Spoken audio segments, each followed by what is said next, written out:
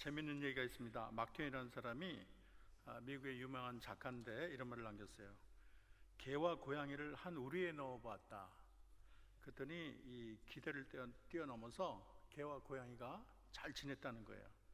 그래서 이번에는 새와 돼지와 염소를 한번 우리 안에 넣어봤다. 그런데 적응하는데 좀 시간이 걸렸지만 그래도 그런 대로 잘 적응했다는 거예요. 그래서 이제 마지막 실험을 해봤는데 장로교인과 감리교인과 침례교인을 한 우리에 넣어봤더니 결코 잘 지내는 걸 본 적이 없다. 그렇게 글을 썼어요. 막 트웨인이 창작 이야기지만 참 분열과 분열을 거듭하는 우리의 현실을 잘 지적한 이야기라고 생각합니다. 사실 이 세상의 역사는 분열의 역사였어요. 우리나라도 얼마나 분열이 많았는지 참 당파 싸움이 많고 파당이 많은 게 우리 민족 아닌가요? 그래서 지금 이 세계에서 남북이 허리가 잘린 유일한 나라가 우리 대한민국입니다. 또 교회도 얼마나 교파가 많은지 모르겠어요. 어느 나라는 다 교파가 하나라는 그런 나라도 있다 그래요. 근데 우리는 여러 교파 선교사들이 와서 다양한 교파를 만들었는데 또 그 교파들도 자꾸 분열을 해서 아직도 분열하고 있는가 이런 교단도 있어요. 이름 없는 교단들이 계속 생겨나고 있고 또 잘 있던 교회가 어느 날 풍지박산이 나고 싸우고 야단나고 교회가 큰 어려움이 있어서 10분의 1로 그 숫자가 줄고 이게 남의 일이 아니라 우리 주변에서 심심치 않게 볼 수 있는 일인 것입니다. 우리 교회뿐이겠어요? 우리 가정, 또 우리 교회, 우리 민족, 온 세상이 분열의 역사를 거듭하고 있는데 어떻게 하면 이 세상에 화평이 깃들 수가 있을까? 이것이 진정한 우리의 바람이자 질문이 아닐 수가 없습니다. 오늘은 예수님의 제사장적 기도의 마지막 기도에 해당합니다. 이미 1절에서 5절은 예수님이 자신과 하나님의 영광을 위해서 우리 기도한 것을 봤고, 그 다음에 6절에서 19절은 제자들을 위해서 예수님이 아주 긴 장문의 기도를 하셨고, 오늘은 20절에서 이제 끝절까지는 예수님이 교회를 위해서 기도하고 있는 것을 발견하고 있습니다. 여러분 먼저 20절을 우리 한 목소리로 한번 읽어볼까요? 20절 읽어보겠습니다. 시작. 내가 비옵는 것은 이 사람들만 위함이 아니요 또 그들의 말로 말미암아 나를 믿는 사람들도 위함이니. 이 세 번째 기도에서 끝절까지 기도의 대상에 대해서 언급하고 있어요. 그런데 여기 봤더니 이 사람들만 위함이 아니요 그랬어요. 이 사람들이라는 것은 예수님의 직계 제자, 11제자를 지칭하고 있습니다. 그러면은 이 사람만 위한 것이 아니요 이제부터 시작되는 대상이 나오는데 그들의 말로 말미암아 나를 믿는 사람들을 위함이니 말을 했어요. 이것은 예수님의 제자들의 제자들, 그러니까 사도시대 이후의 모든 크리스찬들, 예수의 증언을 믿고 제자들의 증언을 믿고 예수를 마음에 영접한 사람들을 가리키고 있습니다. 바로 이 자리에는 저와 여러분을 다 포함하는 그런 지칭을 한다고 표현할 수 있어요. 한마디로 교회를 가리키고 있습니다. 신학적으로 예수님의 제자를 보내어서 교회가 이제 탄생하게 되는데, 예수님은 마태복음 16장 18절에서 내가 내 교회를 세우리니 그런 말을 했어요. 에클레시아라는 말을 사용을 했습니다. 그래서 예수님은 말씀을 증거할 때 벌써 이 세상에 교회가 형성될 것이라는 것을 바라보신 분이 우리 예수님이십니다. 그리고 제자들을 보내서 땅끝까지 복음을 증거를 해서 온 세상에 교회들이 생겨나게 되지요. 바울은 복음 전파자의 사명을 강조해서 로마서 10장 14절을 보면 듣지도 못한 이를 어찌 믿으리요 전파하는 자가 없이 어찌 들으리요. 그래서 말씀 이 전파를 통해서 믿음이 생기고 교회가 나타날 것을 친히 로마서에 언급하고 있습니다. 그러면 장차 태어날 교회를 위해서 우리 예수님이 뭐라고 기도를 하실까요? 우리 21절을 다 같이 읽어보겠습니다. 21절. 아버지여, 아버지께서 내 안에 내가 아버지 안에 있는 것 같이 그들도 다 하나가 되어 우리 안에 있게 하사 세상으로 아버지께서 나를 보내신 것을 믿게 하옵소서. 예수님은 이 장차 제자들의 복음 전파를 위해서 태어날 교회가 하나가 되기를 원하셨습니다. 어떻게 보면 이거는 유언과도 같은 말씀이죠. 제가 저번 시간에 말한 것처럼 유언은 굉장히 중요한 말. 이제 이 말을 하면 나는 세상에 존재하지 않기 때문에 가장 중요한 중에서 중요한 말을 하는 게 유언이죠. 교회를 위해서 당부하는데 뭐라고 하실까? 우리는 자녀들 놓고 떠나는 부모가 대부분 너희들 싸우지 말고 사이좋게 우애 있게 지내라. 우리는 그런 유언을 하는데 예수님도 보면은 하나가 되게 해달라고 그렇게 당부해 주셨어요. 삼위일체의 하나님을 본받아서 너희들도 하나가 되어야 된다 말씀하고 있는 거예요. 11절에도 이런 주님의 간구가 나오는데 우리 11절을 한번 다 같이 읽어보겠습니다. 11절 시작. 나는 세상에 더 있지 아니하오나 그들은 세상에 있사옵고 나는 아버지께로 가옵나니 거룩하신 아버지여 내게 주신 아버지의 이름으로 그들을 보존하사 우리와 같이 그들도 하나가 되게 하옵소서 그랬어요. 이 교회가 앞으로 이 탄생할 제자들 또 교회가 하나 되기를 원한다. 그것을 아주 간절하게 여러 번 하나님의 이 대제사장적 기도를 그렇게 마지막 그 중요한 기도인데 거기 3번이나 하나 되게 해달라고 간구하는 것을 발견할 수 있습니다. 여기서 하나됨이라는 것은 이 세상의 모든 교인이 다 장로교가 돼야 된다, 감리교가 돼야 된다, 이 세상의 모든 교회는 다 한영교회가 돼야 된다, 그런 것을 말하는 건 아니에요. 제도적이나 조직이 같은 교회를 의미하지는 않습니다. 모든 구성원이 주체성을 상실한 채 그렇게 기계적인 통합을 원하는 것은 아니에요. 그래서 하나됨이라는 것은 같은 믿음, 같은 사랑, 같은 소망 안에서 하나가 되는 교회를 지칭하고 있습니다. 근데 여기 보면은 하나됨의 목적이 나와 있어요. 왜냐하면 21절 하반부에 보면 세상으로 아버지께서 나를 보내신 것을 믿게 하옵소서. 무슨 말인가요? 교회가 하나 될 때 하나님이 이 교회 하나됨을 하나님이 또 이루시죠. 교회가 하나 될 때 그들의 아름다운 믿음, 아름다운 사랑을 보고 많은 사람들이 예수님을 인정하게 된다는 거예요. 그래서 이 교회가 하나로 든든히 설 때 복음은 더 왕성히 증거가 되는 것입니다. 우리 22절을 한번 다 같이 읽어보겠습니다.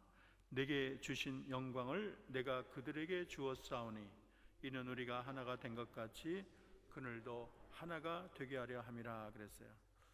여기에 우리 주님이 영광을 언급하고 있어요. 이 영광이 무엇일까? 우선은 십자가를 통한 영광을 말할 수 있습니다.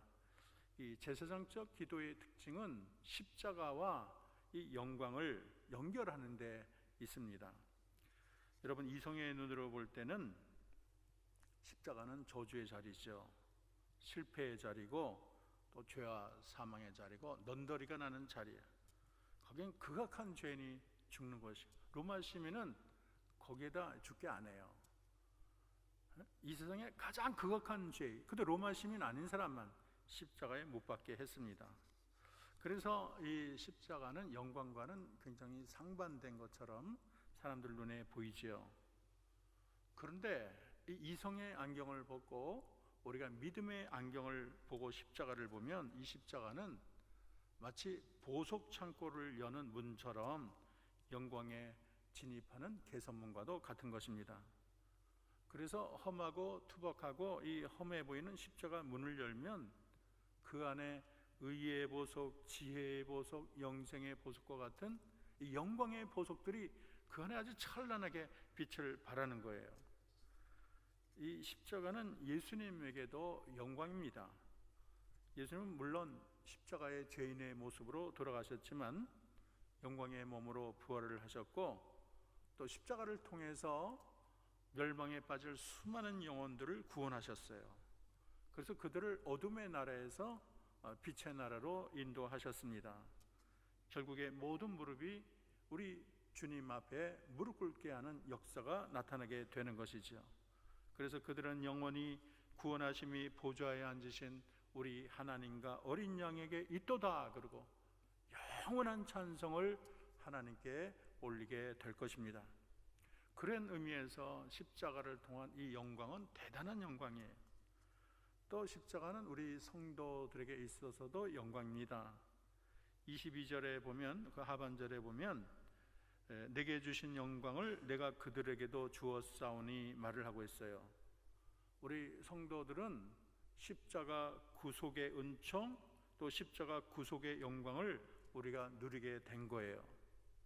십자가를 통해서 우리들은 죄사함을 받고 또 부활에 참여하고 영생의 복과 은혜를 누리게 되는 것입니다.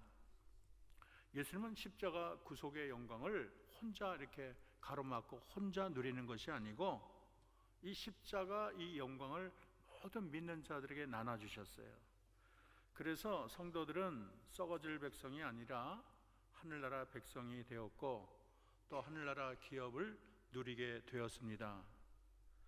십자가 구속의 은혜로 그의 신분이 죄의 종에서 천국의 백성, 하나님의 자녀가 되고 영생을 누리게 되고 거룩한 백성이 된 것입니다. 그래서 십자가 구속을 누리는 모든 사람들은 비록 이름도 다르고 성도 다르고 생김새도 다르고 민족도 다르고 다 다르지만은 십자가 안에 들어갈 때 한 믿음 한 성령으로 하나님의 자녀가 되는 놀라운 변화를 맞게 되는 것입니다. 그래서 바클레이라는 학자는 이렇게 말을 했어요. 십자가는 형벌이 아니라 제자됨의 사명과 하나님의 자녀됨의 존귀함을 드러내는 것이라, 그렇게 표현을 했습니다. 23절을 우리 다 같이 읽어보겠습니다. 곧 내가 그들 안에 있고 아버지께서 내 안에 계시어 그들로 온전함을 이루어 하나가 되게 하려 함은 아버지께서 나를 보내신 것과 또 나를 사랑하신 같이 그들도 사랑하신 것을 세상으로 알게 하려 함이라. 이거는 앞에 21절 문장 구조와 굉장히 흡사합니다. 21절에서 예수님을 제자들과 아버지의 상호 연합을 위한 중보적인 매개체로 설명을 하고 있어요. 여기 보면 예수님 안에 하나님이 계시고 또 예수님 안에 성도들이 거예요. 그러니까 예수님 안에 성부 하나님도 있고 성도들도 있어요. 그러니까 예수님 안에 하나님과 이 성도들이 연결되는 거예요. 그러므로 예수님을 중보적인 매개체라고 그렇게 표현하고 있는 것입니다. 이러한 연합의 목적이 무엇인가? 아까 말한 것처럼 세상이 예수님을 믿게 하는 거예요. 그리고 교회에 대한 하나님의 사랑을 증거하기 위한 것입니다. 여러분, 교회가 하나님의 사랑으로 하나가 되면 불신자들이 감동하는 거예요. 그 사랑을 보고 주님을 찬탄합니다. 여러분, 초대교회를 보게 되면 이 교회가 성령에 충만했죠. 그래서 함께 떡을 떼고 제산을 나누고 사랑으로 하나 되고 향기를 바라고 그 이전에 보지 못했던 너무나 놀라운 사랑이 그 안에 있었어요. 그러니까 그 꿀을 보고, 향기로운 꿀을 보고 향기를 보고 벌과 나비가 몰려오는 거예요.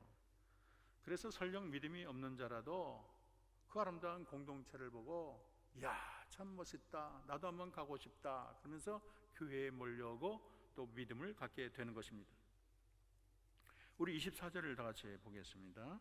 아버지여 내게 주신 자도 나 있는 곳에 나와 함께 있어 아버지께서 장세전부터 나를 사랑하심으로 내게 주신 나의 영광을 그들로 보게 하시기를 원하옵나이다.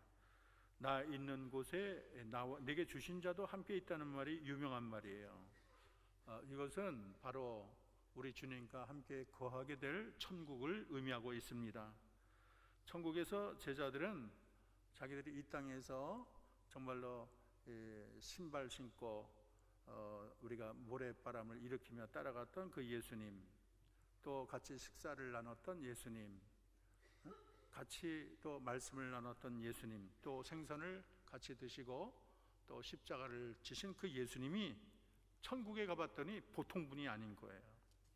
알고 봤더니 창세전부터 영광을 받으시는 하나님이 되는 거예요.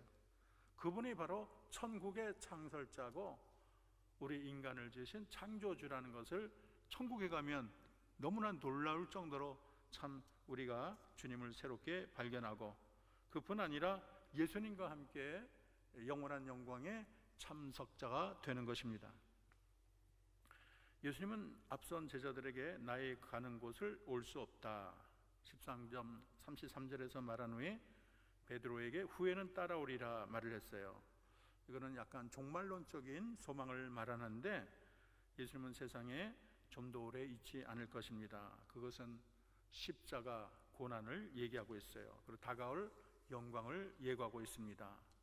그래서 결국 너희들이 참여할 것은 우리 주님과 함께 영원한 영광을 누리겠다는 것을 알려주고 있어요. 우리 주님은 고난 뒤에 있을 영광을 미리 다 선포하셨어요.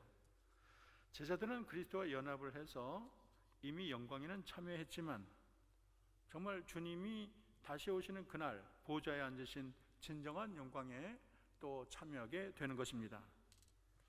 한마디로 영생은 주인의 문제라고 말을 할 수 있겠어요. 누구를 주인으로 섬기느냐에 따라서 그의 인생의 향방이 결정이 되는 것입니다. 원래 주인이라는 것은 그 종의 운명, 종의 미래를 책임지는 게 주인이 아니겠습니까? 우리가 좋은 주인을 만나게 되면 주인이 그 종들을 잘 책임지고 좋은 세계로 인도할 거예요. 그런데 주인이 악하거나 무능한 주인을 만나게 되면 미래가 보장이 안 되고, 그런 주인은 이 자기 종들을 책임도 못 지고 결국은 이상한 나라로 자기를 빠뜨리게 될 것입니다. 우리 주님은 참 좋은 주인이시고 우리를 살리러 자기 목숨을 바치신 그런 주인이세요. 그리고 이 세상뿐 아니라 영원한 나라까지 예비하시는 참 주인이 되시고, 우리를 위해 천국을 만드시고 창세로부터 너희를 위하여 내가 만들어진 이 천국을 나와 함께 누리자, 나와 함께 파티하자 하시는 분이 우리가 섬기는 예수님이 되는 것입니다. 성경은 예수님을 주인으로 모신 자의 축복에 대해서 말을 하고 있는데, 요한복음 12장 26절 사람이 나를 섬기려면 나를 따르라. 나 있는 곳에 나를 섬기는 자도 거기 있으리니 나를 섬기면 내 아버지께서 저를 귀히 여기시리라. 여러분 믿습니까? 우리가 주님을 섬기게 되면 주님 있는 그 영원한 나라에 우리는 반드시 참여하게 될 줄로 믿습니다. 예수님의 제자들은 이 세상에 계실 때 예수님을 졸졸졸졸 따라다녔어요. 그랬더니 예수님이 한참 가시더니 이 세상을 뛰어넘어 천국으로 가시니까 이 제자들이 그 주님을 따라 다 천국에 입성을 했어요. 그래서 이 하나님의 보좌 12자리에서 이스라엘 백성을 심판하리라, 그렇게 주님은 친히 말씀하셨습니다. 예수님의 우편 강도도 죽는 순간에 예수님을 주인으로 모셨더니 오늘 내가 나와 함께 낙원에 있으리라, 그런 하나님의 놀라운 축복을 받았습니다. 영생은 주인의 문제고 참된 주인을 맞이한 자는 영원한 복락이 예비된 줄로 믿습니다. 25절을 다 같이 읽어보겠습니다.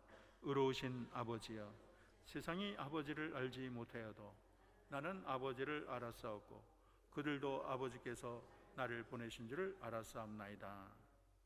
이 세상이 가지는 무지를 두 가지로 이어갈 수 있는데, 하나는 아버지를 몰라요. 하나님을 모릅니다. 또 하나는 아버지께서 아들을 보냈다는 것을 몰라요. 참 예수님은 세상으로 하여금 아버지께서 아들을 보낸 것을 믿게 하려고 기도를 하셨지요.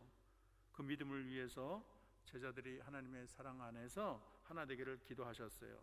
근데 사실 영생이라는 것은 아버지를 아는 것과 또 그 아들을 보낸 것을 믿는 것이 영생이라고 예수님이 지적해 주셨어요. 참 그것을 모르니 얼마나 답답합니까? 26절 우리 다 같이 읽어보겠습니다. 내가 아버지의 이름을 그들에게 알게 하였고 또 알게 하리니 이는 나를 사랑하신 사랑이 그들 안에 있고 나도 그들 안에 있게 하려 함이라. 이 땅에 예수님의 중요 사역 가운데 하나가 아버지를 이 땅에 드러내는 것입니다. 예수님은 이 땅에 아버지가 어떠한 분인가를 잘 설명했고 또 앞으로도 이 하나님을 계속 증거할 거예요. 그래서 이 예수님의 행동뿐만 아니라 예수님의 인격도 하나님을 증거하고 있습니다. 그리고 또 알게 하리니 말했는데 이것은 앞으로 있게 될 십자가와 부활을 통해서 아버지를 보다 잘 깨달을 수 있다는 것을 지적하고 있는 것입니다. 오늘 말씀의 핵심은 21절인데 우리 21절을 다 같이 읽어보겠습니다. 21절 시작. 아버지여, 아버지께서 내 안에 내가 아버지 안에 있는 것 같이 그들도 다 하나가 되어 우리 안에 있게 하사 세상으로 아버지께서 나를 보내신 것을 믿게 하옵소서. 오늘 마지막 유언과 같은 이 말씀을 통해서 하나님은 제자들이 능력을 받게 해달라고 기도한 것도 아니고 교회의 확장을 달라고 기도한 것도 아니에요. 예수님은 하나님과 예수님이 하나인 것처럼 우리들도 하나가 되게 해달라고 기도를 했습니다. 이것은 믿음과 사랑 안에서 하나된 교회를 지칭하고 있어요. 주님이 꿈꾸는 교회는 하나된 교회입니다. 여러분 믿습니까? 교회가 하나 될 때 예수님이 하나님의 아들이심을 알고 또 하나님의 사랑을 깨닫게 되는 것입니다. 우리는 어떤가요? 십자가를 앞에 두고 예수님이 남기신 이 말씀처럼 살고 있는가? 우리 교회는 여러분 모두 다 한마음 한뜻이라고 여러분 자부하고 계십니까? 참 우리들은 분열을 너무 좋아하고 갈라지고 쪼개지는 게 교회 역사고 지금도 갈라지고 있어요. 사도 바울은 분열의 위기에는 고린도 교회를 향해서 형제들아 내가 우리 주 예수 그리스도 이름으로 너희를 권하노니 모두가 같은 말을 하고 너희 가운데 분쟁이 없이 같은 마음과 같은 뜻으로 온전히 합하라 그렇게 말을 하고 있습니다. 이 화평의 표본은 바로 삼위일체 하나님이십니다. 삼위일체 하나님은 다툰 적이 없어요. 영원히 다툰 적이 없고 앞으로도 없을 거예요. 멱살을 잡고 싸운 적이 한 번도 없으세요. 또 당을 짓고 나눠 갖고 서로 분쟁한 적도 없어요. 이 삼위일체 하나님의 마음은 따라합니다. 사랑, 온유, 겸손이에요. 사랑, 온유, 겸손이 우리 주님의 마음인데 그 아름다운 마음으로 영원히 하나가 되신 분이 삼위일체셔요. 특별히 우리에게 강력한 화평의 화신이 되신 분이 그리스도입니다. 우리 주님은 이 땅에 화평을 주시러 오셨어요. 담을 흘려 오셨고 그것이 바로 우리 주님이 이 땅에 오신 이유입니다. 둘을 하나로 만들려고 오신 분이 예수님이세요. 아픈 상처를 싸매고 포로된 자를 자유케 하신 분이 우리 주님이세요. 이사야 9장 6절 거기에는 예수님을 평화의 왕이라고 지칭하고 있고 에베소 2장 14절 17절 그는 우리의 화평이신지라 둘로 하나를 만드사 중간에 막힌 담을 허시고 원수된 것 의문에 속한 계명의 율법을 자기 육체로 폐하셨으니 이는 이 둘로 자기 안에서 한 세 사람을 지어 화평하게 하시고 십자가로 둘을 한 몸으로 하나님과 화목하게 하려 하심이라. 원수된 것을 십자가로 소멸하시고 또 오셔서 먼 데 있는 너희에게 평안을 전하고 가까운 있는 자들에게 평안을 전했느니라. 우리 주님이 돌아가실 때 성전의 휘장이 쫙 갈라진 것을 하나로 만들려는 우리 주님의 화평의 그런 노력의 결실이라고 말을 할 수가 있습니다. 저는 이 화평의 주님의 마음을 우리가 배우면 좋겠어요. 우리가 간략하게 이 주님의 마음을 대해서 생각해 보려고 합니다. 따라합시다. 화평의 마음은 사랑입니다. 하나님은 타락한 백성을 하나로 부르시기 위해서 아들을 보냈습니다. 예수님은 사랑을 위해서 십자가를 지셨어요.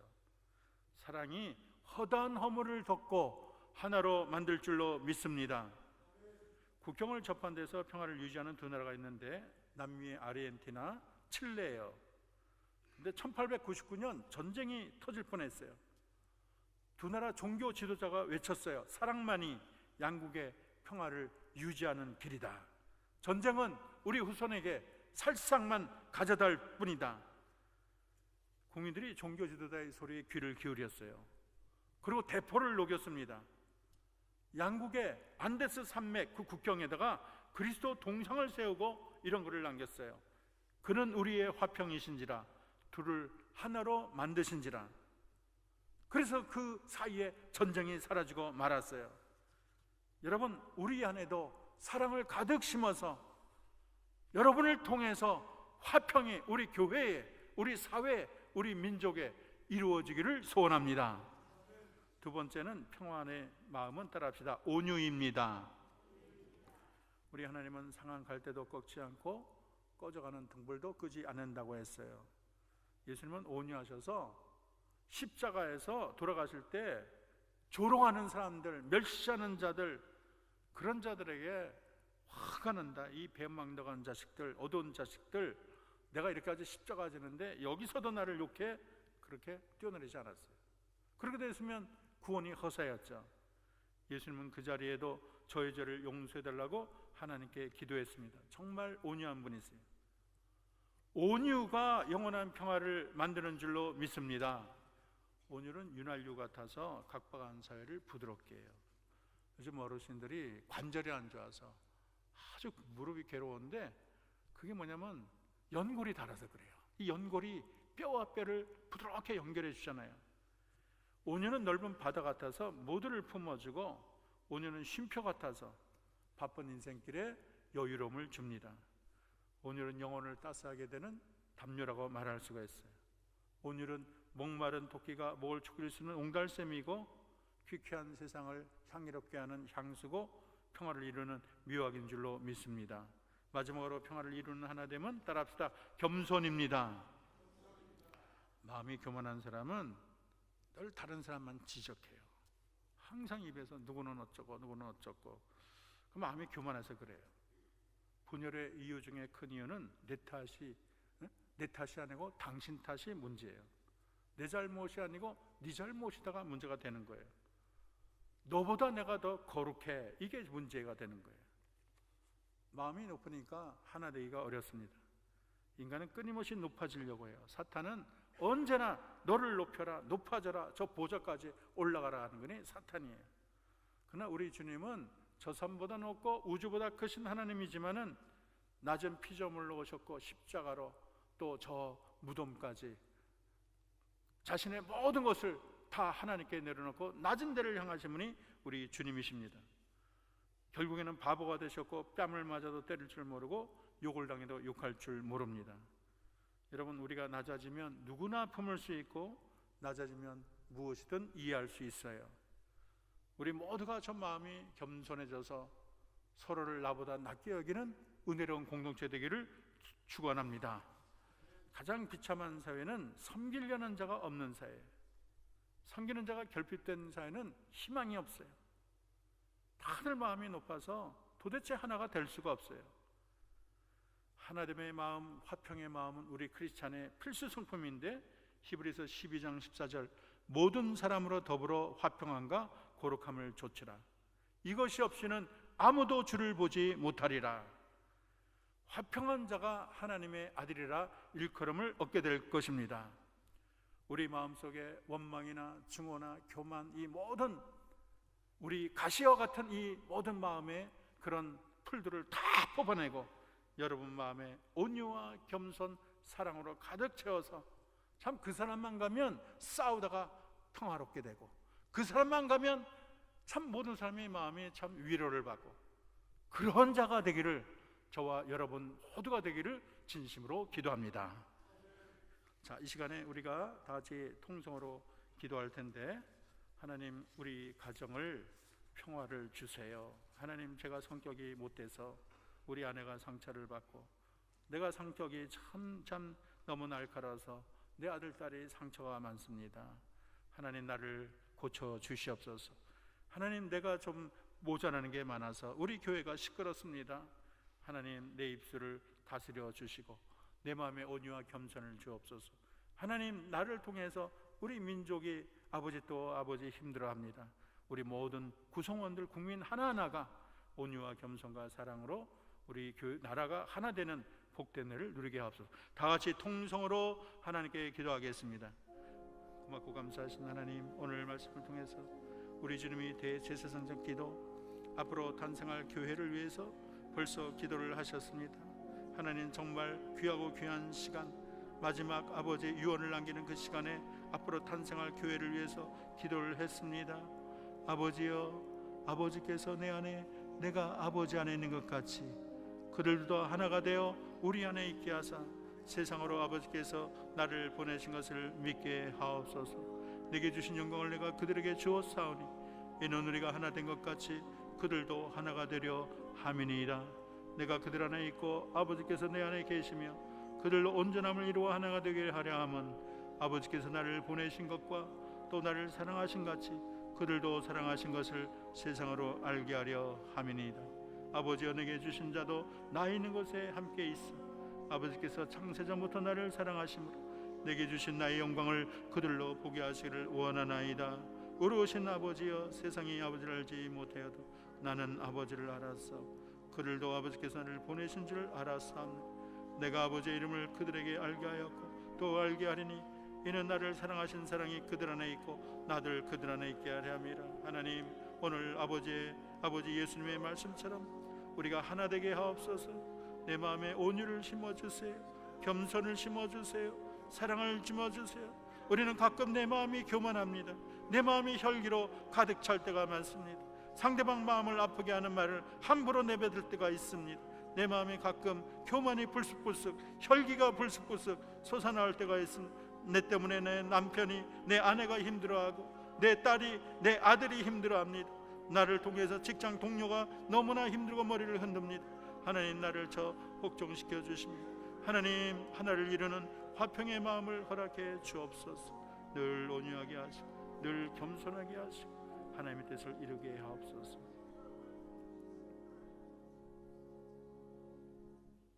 평화의 하나님, 교회의 하나됨을 간절히 바라신 하나님, 우리 가정, 우리 교회, 우리나라의 중호나 미움이나 당짓기에 갈라짐으로 아픔과 상흔으로 떨고 있습니다. 우리 모두 삼위일체 하나님의 사랑과 온유와 겸손을 배우게 하옵소서. 친히 화평으로 세상에 오셔서 십자가 달려 돌아가심으로 죄악과 원수의 담을 허시고 하나님의 보좌로 난 새롭고 산 길을 내시고 이 땅의 평화와 하나됨을 위해 애쓰셨던 예수님을 찬송합니다. 예수님을 보다 우리 마음에 원망이나 시기나 미움을 몰아내고 그 안에 진정한 사랑과 온유와 겸손의 꽃을 심게 하옵소서. 우리 가정이 하나 될 줄로 믿습니다. 우리 교회가 하나 될 줄로 믿습니다. 우리나라가 하나 될 줄 믿습니다. 우리 교회가 무엇보다도 하나됨의 빛과 향기를 발하여 주님의 이름을 높게 영광스럽게 하옵시고 하나님의 선하신 아버지 사랑을 나타내게 하옵소서. 예수님의 이름으로 기도합니다. 아멘.